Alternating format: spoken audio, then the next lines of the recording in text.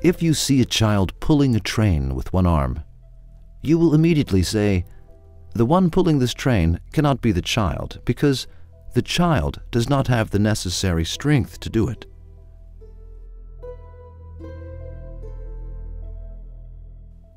In that case, there must be some other strength that I cannot see, and this child is only a curtain of that strength. The thing that causes you to think like that is the imbalance between the cause and effect.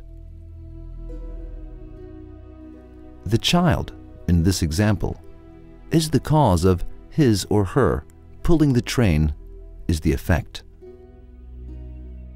The cause is very weak and ineffectual, and since the effect requires a very great strength for it to occur, it dismisses this cause from the role of the doer and proves the presence of another agent. Even if you do not see the possessor of this strength, you will not doubt its presence, because its performance is right before your eyes. Are there not more fascinating works that take place in this universe? Of course there are, and in fact, there are far more interesting works. Giant trees grow from small seeds. Fruits that are different in color, taste, and shape are attached to the bone-dry branches of trees. The jet-black soil works like a pot, so to speak, and all sorts of vegetables ripen and/or cook within it. A person's entire life story and everything that he has learned is registered in his memory, which is as small as a mustard seed. A person is created from a drop of water. Yes, splendid works that we cannot count occur before our eyes all the time, while the causes that generate results are very ordinary, weak, simple, lifeless, and poor. The results that occur from these causes are very ingenious, sapient, and valuable. This condition proves that these causes do not create these effects. On the contrary, God Almighty performs these works. The causes are only a curtain to His power. To understand this matter better, let us reflect on an example.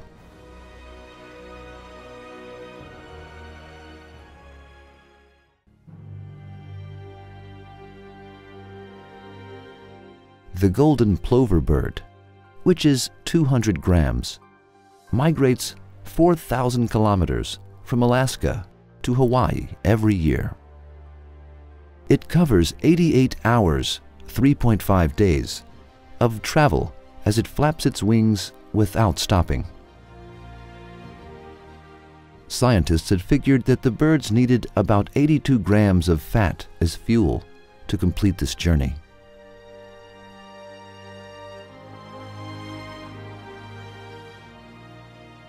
However, the golden plover has only 70 grams of fat as fuel. Despite this, no golden plover falls into the ocean when its fuel is exhausted. What could its secret be? Golden plover birds arrange themselves by flying in a V shape as a flock. This way of flying lessens the resistance of air and saves the birds 23% of energy.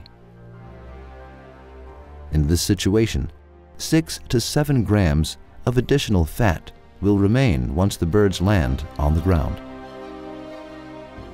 The remaining fat is reserved as backup fuel in case winds blow from the opposite direction. Now, let us make a comparison. While a golden plover bird burns 70 grams of fat when flying 4,000 kilometers, a Boeing 737-800 needs more than 16 tons of fuel to be able to fly the same distance. Since this plane has the capacity to burn 14.2 tons of fuel, it cannot accomplish this type of flight without refueling.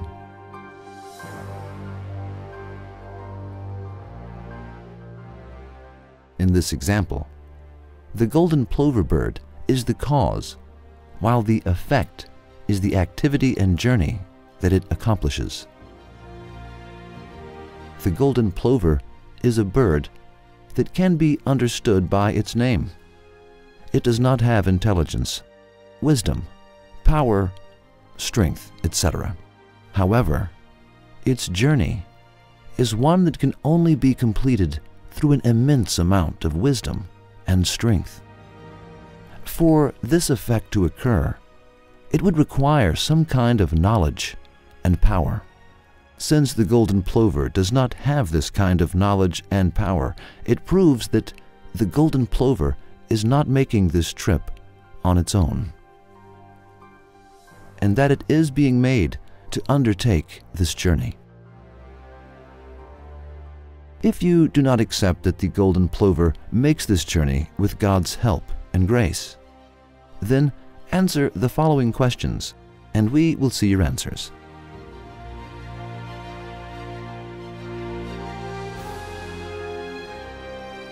One, how does the golden plover understand that migration season has arrived?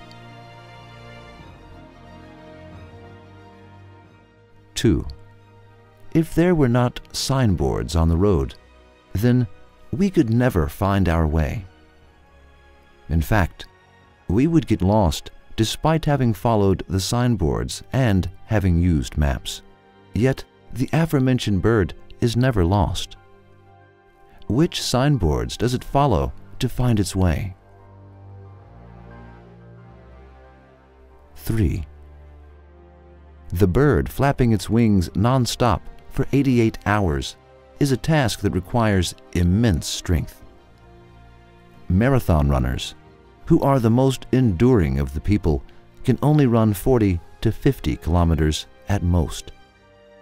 How did this bird attain a durable body on its own? 4, who stored the 70 grams of fat that is necessary for travel in the bird's body?